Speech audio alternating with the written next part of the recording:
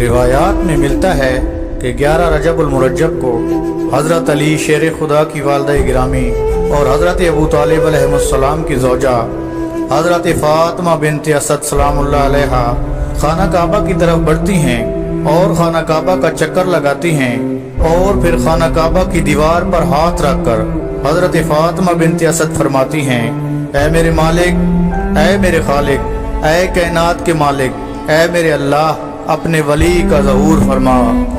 ये तमाम मंजर दूर से हज़रत अब्बास इब्न अब्दुल मुत्तलिब देख रहे होते हैं। वो देखते हैं जैसे ही हज़रत फ़ातिमा बिन्त असद अपना हाथ दीवार काबा पर रखती हैं तो दीवार काबा शक हो गई, दीवार ने रास्ता दे दिया और हज़रत फ़ातिमा बिन्त असद अंदर तशरीफ़ ले गई। जैसे ही हज़रत अब्बास इब्न अब्दुल मुत्तलिब ने देखा तो वो लोगों को बुलाने लगे, ऐ लोगो आओ, अबू तालिब की ज़ौजा खाना काबा के अंदर चली गई हैं, दरवाज़ा खोल कर इसको निकालते हैं। लोगों ने देखा खाना काबा का दरवाज़ा बाहर से बंद है और हज़रत फ़ातिमा बिन्त असद खाना काबा के अंदर हैं।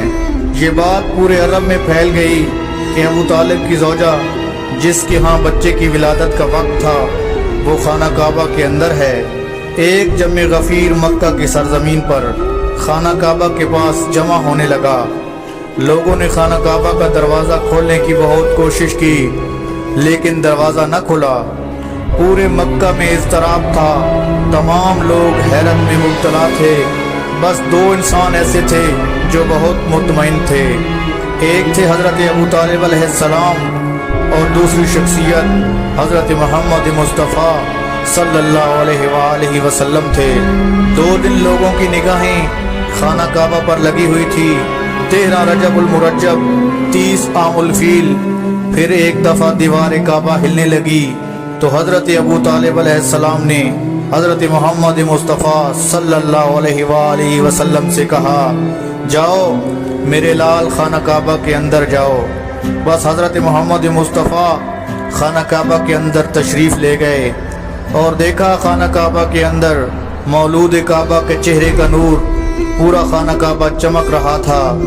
लेकिन हज़रत फ़ातिमा बिन्त असद परेशान थी। तो हज़रत मोहम्मद मुस्तफ़ा ने पूछा, ऐ मेरी माँ क्यों परेशान हो? तो बीबी ने फरमाया, ऐ मेरे बेटे, ऐ मेरे मोहम्मद, परेशान इसलिए हूँ जब से अल्लाह ताला ने इस मौलूद का ज़हूर फरमाया है, इस वक्त से ना तो ये रो रहा है और ना ही ये दूध पी रहा है। तो हज़रत मोहम्मद मुस्तफ़ा मुस्कुराए और बच्चे को उठा लिया।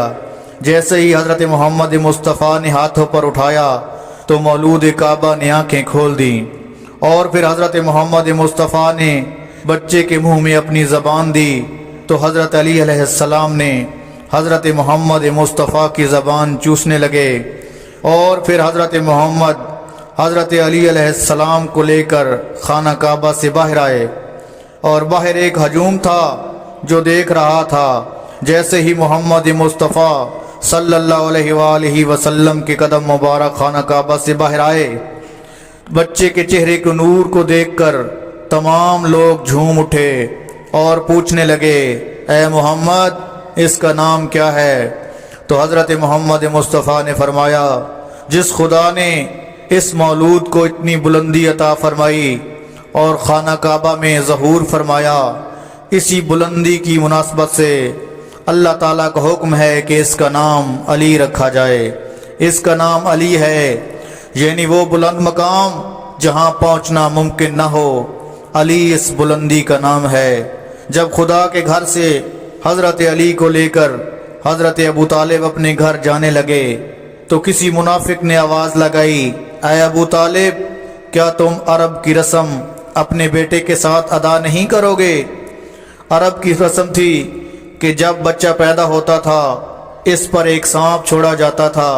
अगर वो सांप बच्चे को मार देता तो इसका मतलब होता था ये बच्चा अपने बाप का नहीं है, और अगर सांप बच्चे को छोड़ देता तो इसका मतलब ये होता था कि ये बच्चा अपने बाप का है और ये मुआशरे के लिए काबिल इज़्ज़त बनेगा।